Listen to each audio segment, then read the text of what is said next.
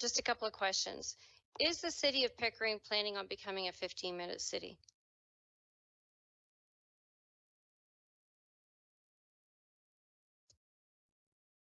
I'm going to try and answer the question with respect to the report. I believe the questions concerning report item 12.1.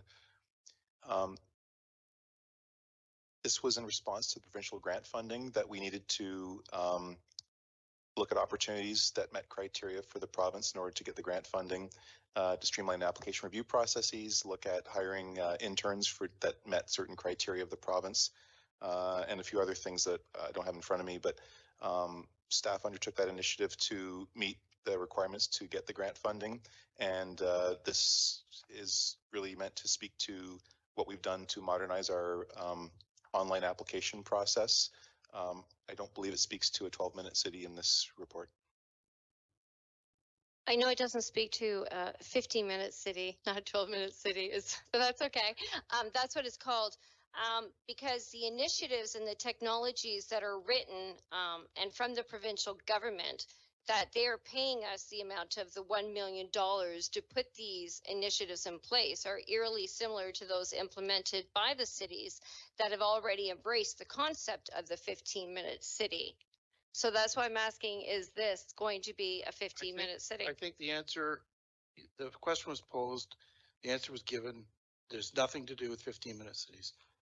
Let's move on. You said in the report. Okay, then I would like to take this opportunity to ask you, Mr. Mayor, or to the CAO, if you guys have ever received any kind of correspondence or have talked to anyone from the provincial or the federal government or even other municipalities regarding the implementation of having Pickering become a 15-minute city. Mayor, point of order. I don't think the question relates to the item before us whatsoever. I'd look for your ruling on that. I agree. I would like to beg to differ, Mr. Mayor, because as I mentioned, the initiatives and the technologies that we are doing right now from the provincial government that they are paying us $1 million to do have to do with 15-minute cities. They're the exact same initiatives. So I don't see the connection. So you posed a question to me. I have not received anything in regards to 15-minute cities. CAO? I haven't received any correspondence or been engaged in any discussions with the province regarding a 15-minute city. Okay, I guess my final question is are either Mr. Mayor or Ms. CAO, are either of you aware of what a 15-minute city is? You might not have received any correspondence, but have you had any conversations? Do you know what a 15-minute city is? And my question is Pickering going to become a 15-minute city?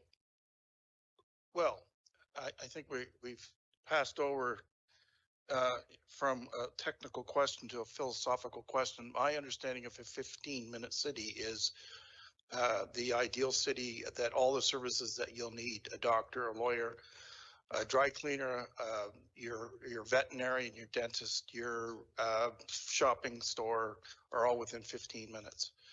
If that's my understanding of what 15-minute cities are. So the director of city development is nodding almost vigorously. Well,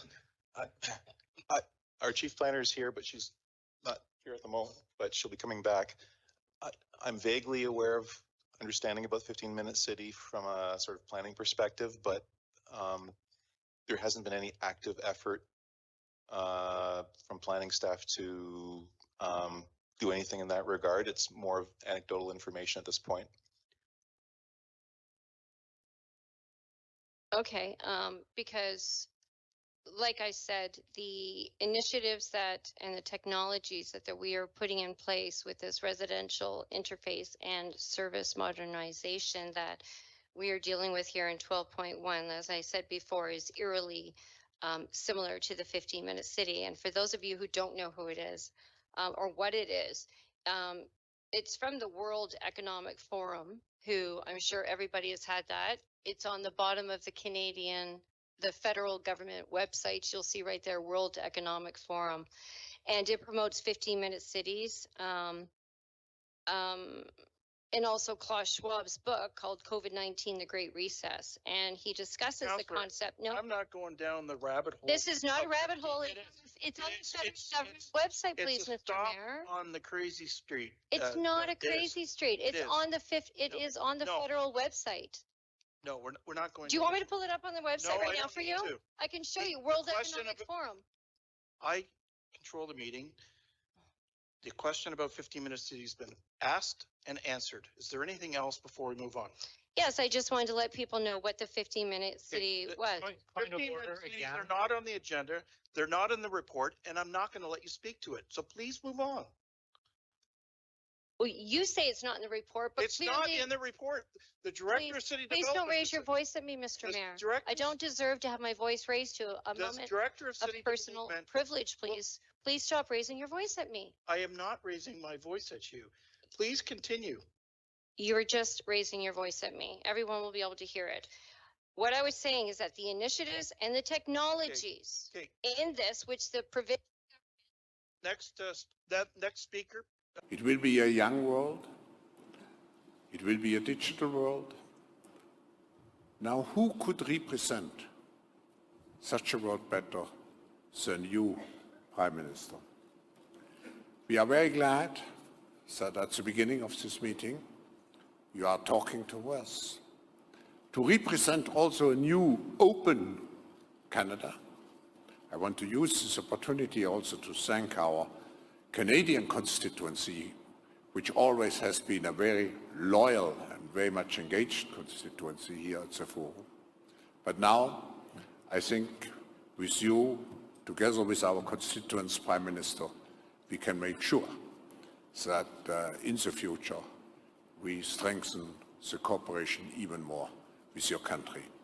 Prime Minister, we are very much looking forward to listen to you, and actually the discussion will be moderated by my friend Farid. So we will have some exciting, interesting moments. Thank you. Thank you very much. Thank you so much.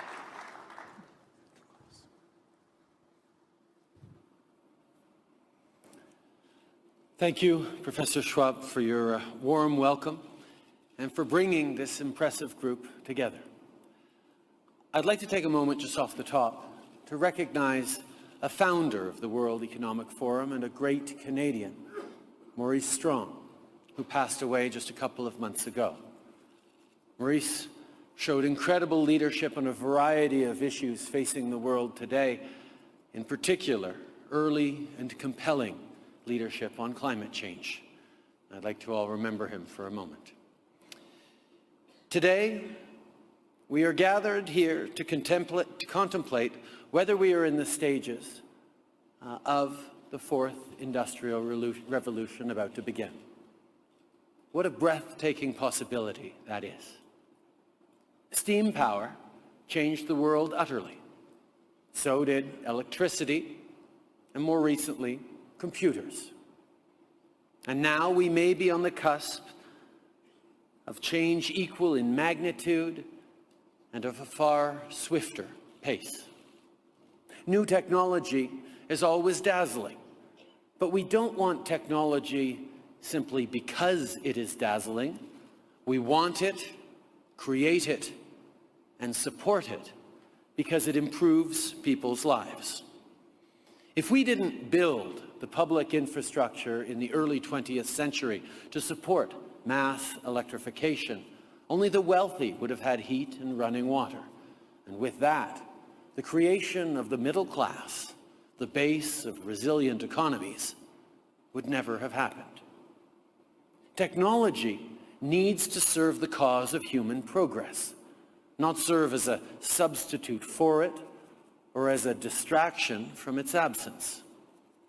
Simply put, everybody needs to benefit from growth in order to sustain growth.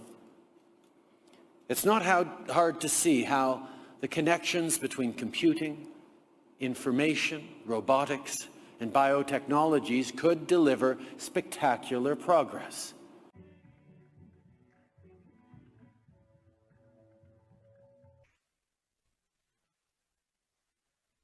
Hello from the World Economic Forum in Geneva. My name is Adrian Monk. Delighted to welcome you to this launch briefing for a new book from the forum, COVID-19, The Great Reset.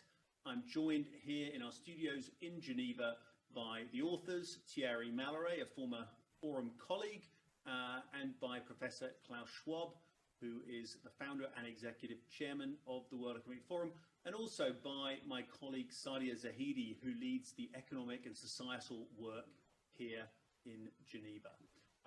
Before we hear from each of them, I want to turn over a couple of rules of housekeeping for the briefing. If you have questions, please use the Q&A function on Zoom, and we'll try and move your question up. We'd love to hear from you in person. So if we work with our team behind the scenes, we can make sure that you can put your question live. If you have already put a question in, we'll turn to you very shortly. In the meantime, I want to start the briefing by hearing from Klaus. And Klaus, perhaps you can introduce the book, its themes, and tell us what the objectives are for the Great Reset. Welcome, everybody, and thank you, Adrian. Let's first look at the impact COVID-19 probably has. We don't know yet the final outcome of this pandemic. There's a lot of uncertainty, but we know already that it will have a changing effect, changing on economies, societies. It's not just to be compared with the economic crisis which we had to pass through 10 years ago. The effect will be much similar to World War, and actually all countries in the world are affected.